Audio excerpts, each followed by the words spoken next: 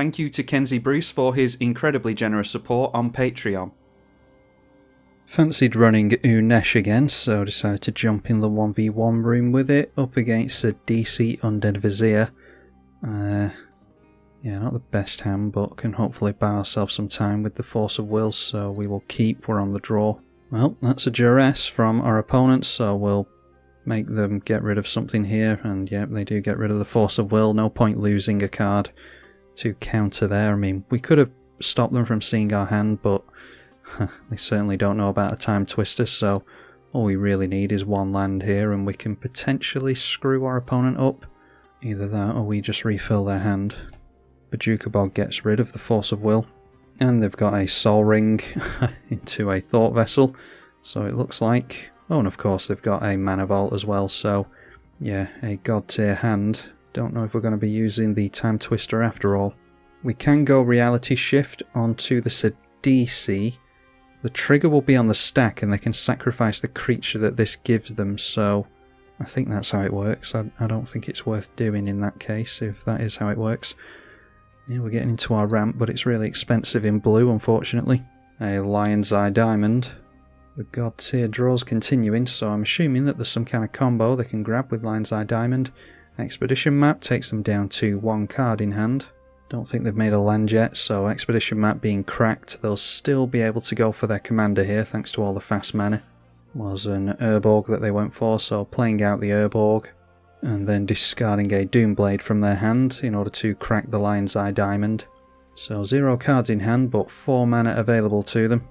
And they either sacrifice their own commander or they sacrifice the Reality Shift creature, so like I said, not much point in using our Reality Shift here really. See what they tutor for. Might just be a Necropotence in order to refill their hand.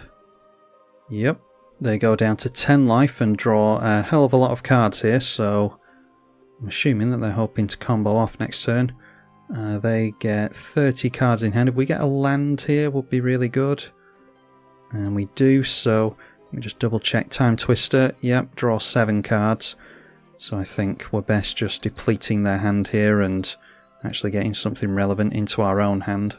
Alright, gets us into not another land, annoyingly, but we do get into Mana Crypt, so before we're forced to discard that, it's not likely a black player will do anything against artifacts, so Mana Crypt into the Lightning Greaves.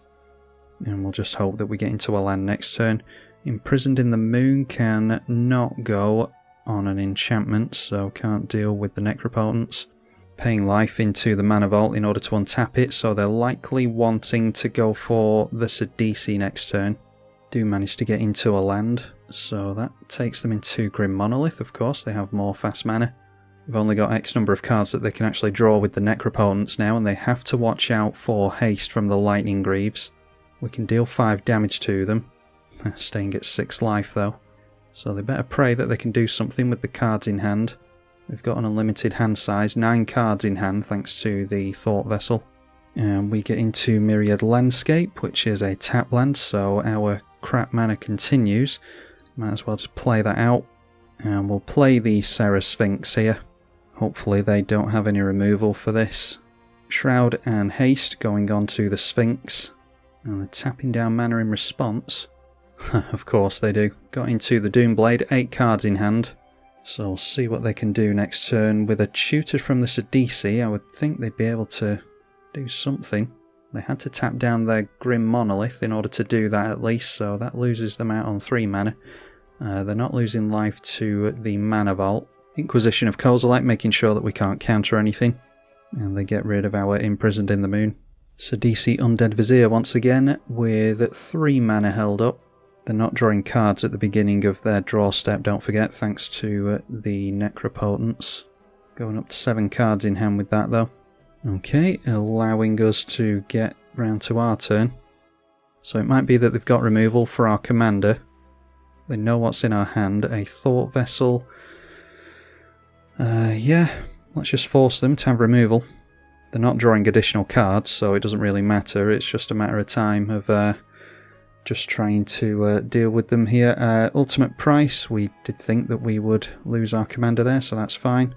We still get the Fact or Fiction. Wow, no lands. Got 38 lands in this deck, so we've been really unlucky.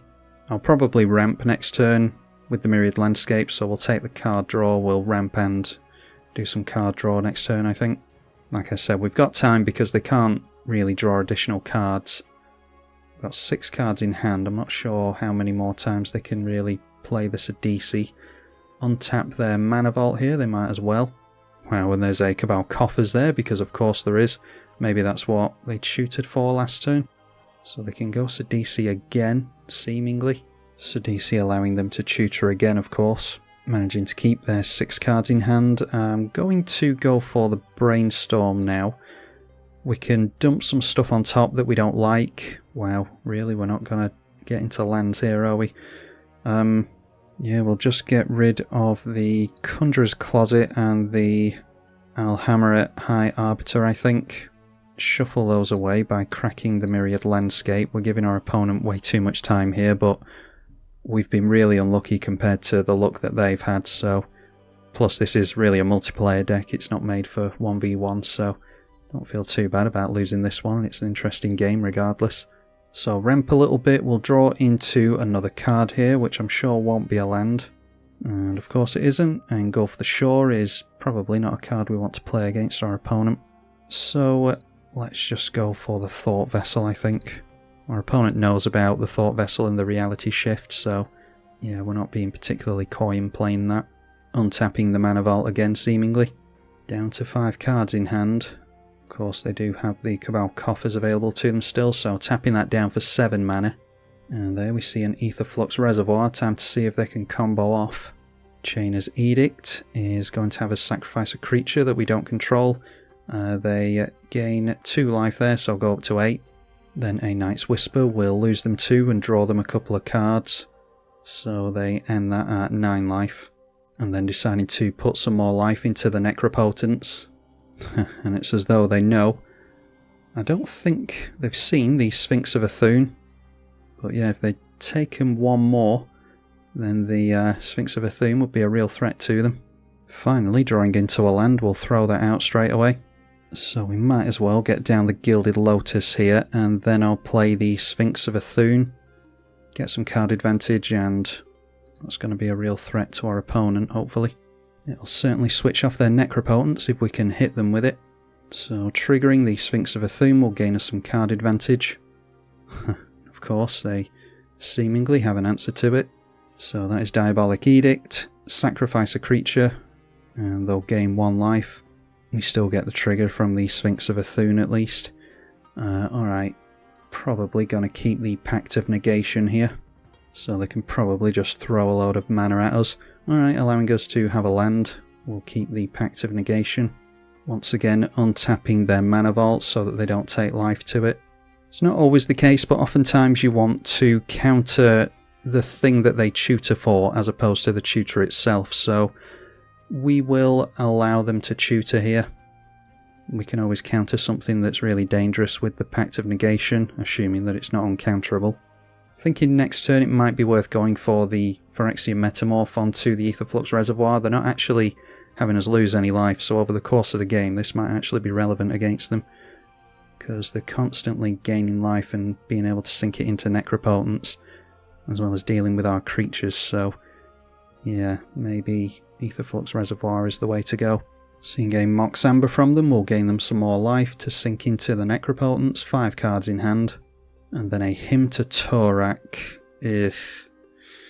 Yeah, I think we just have to allow that and keep our fingers crossed. Alright, managing to discard us a land and an Engulf the Shore. Would have been nice to keep the land, but yeah, that couldn't really have asked for a much better discard than that, really, to be honest. 12 life, they activate the Necropotence, deciding to stay at 8 life. 4 cards in hand at the moment, but we'll obviously draw more. They'll have 3 mana available to them, and 9 cards in their hand at the end of the turn, thanks to the Necropotence. We keep winning the Mana Crypt flip, thankfully. So, yeah, I wonder if it is worth going after the Aetherflux Reservoir. I think it's one of our only shots here, to be honest. Drop the island that we just drew into. Phyrexian Metamorph for 4 mana I think is okay. If we're going after Aetherflux Reservoir, then the life we lose is going to matter. Then we'll play out the Unesh, and I think we'll protect Unesh from any kind of... No, actually. I was going to say we'll protect Unesh from any kind of spot removal they likely have, but don't think that's a wise move, actually. Because we need to protect ourselves against any combos that they can go for. And we'll get some card advantage here. And here comes the inevitable spot removal. A Get Verdict. So we will lose a life as well. They will gain a life. We can replay our commander next turn, put our commander back in the command zone, and like I said, we still get the trigger. So there is a Cackling Counterpart. Caged Sun is probably the thing I keep here. So putting that in one pile, they know that that's what we're going to keep. Cabal Pit coming into play. They do have 8 cards in their graveyard, so that is active. Another Mox. It is Chrome Mox this time. They have to have something leave their hand in order for that to be active. And deciding to throw a Mutilate under there. 5 cards in hand. 10 mana from the Cabal coffers. And Sidisi Undead Vizier being played once again. For all I know, they're just going after spot removal every single time here.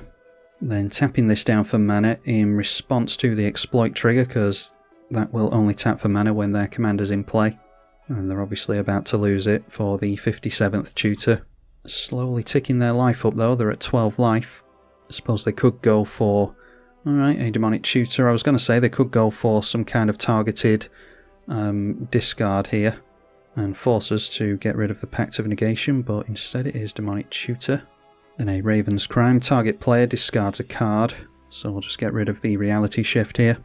If they've got a land, they can replay that. Looks as though they do, so they discard a land and replay the Raven's Crime. Managing to get up to 24 life, so going to refill their hand with Necropotence again. Get rid of Frantic Search. And they've got another land, so I think we have to forego the double mana, unfortunately.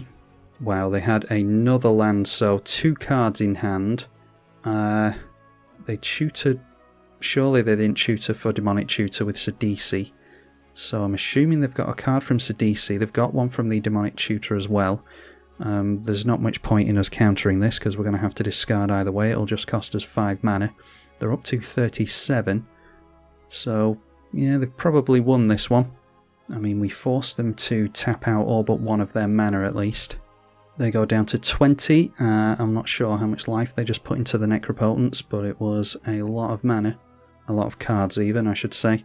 Yeah, going to go up to 20 cards, I think. 19 cards in hand. Winning the flip again with Mana Crypt. I don't think the Aetherflux Reservoir is going to be of any relevance to us. Drawing into Alhamrit High Arbiter, which we got rid of previously. So we're just going for Unesh Cryosphinx Sovereign again, without the double mana, unfortunately. Just gaining 1 life from the Reservoir. Enters play. They're not going for spot removal straight away. They've got a Slaughter Pact, so that will cost them 3 mana next turn. I don't think it matters. So once again, getting rid of our commander. And okay, a counterspell along with a bunch of lands, so we obviously take the counterspell there. I'm sure they can empty our hand with the Raven's Crime next turn, so yeah, I think this is a foregone conclusion at this point. Really needed to stick a creature with the Lightning Greaves, but obviously they had enough spot removal to deal with us here. The Aetherflux Reservoir really keeping them in this. Didn't manage to get into any removal for it, unfortunately. Ad nauseum, so yeah, I mean, I imagine that spells the end of this game. Managing so far to get a Hero's Downfall, more spot removal, lands obviously, Expedition Map, Manifold Key, Dark Ritual, a Phyrexian Arena, they're at 6 life, another Mox, Mana Crypt, and Professor Onyx. So playing out the Mana Crypt, we'll gain a bunch of life thanks to that Aetherflux Reservoir. Then playing the Manifold Key to untap their rocks. Expedition Map, probably just playing it out to gain some life. Mox Diamond. And then a Mind Shatter. We're going to discard X cards at random. Might as well keep the Sphinx in our hand here. It's not going to be of much use to us, but might as well, if we're going to lose the counter spell anyway. Dark Ritual. Not sure how much their commander costs here, but they are at 8 mana. They go for a Sign in Blood, which bumps them up to 41, so they'll probably be able to get us with the Aetherflux Reservoir here, I would think. 23 cards in hand. Untapping Grim Monolith with the key. playing another key in the Voltaic key. So that puts them at 48 life on tap Grim Monolith again. And there we see Professor Onyx, so that puts them at 58 life, and all they do is minus down the Ether Flux Reservoir here. If they keep playing spells, then we'll just scoop it up. Losing a life and looking at the cards, yeah, we'll just leave it there. Yeah, so not a particularly fair game, of course, because this is a more fun multiplayer style Unesh deck, but did turn out to be a really interesting game. If we had a little bit more luck on our side, then I dare say we could have got our opponent. We were really slow on mana in the early game, and then our opponent just always had spot removal for us. So we had a bit of a window there before they got the Ether Flux Reservoir into play, but luck wasn't on our side this time, so it's good game to my opponent. Hope you all enjoyed this interesting game. I'm tribalkai. Thank you for watching.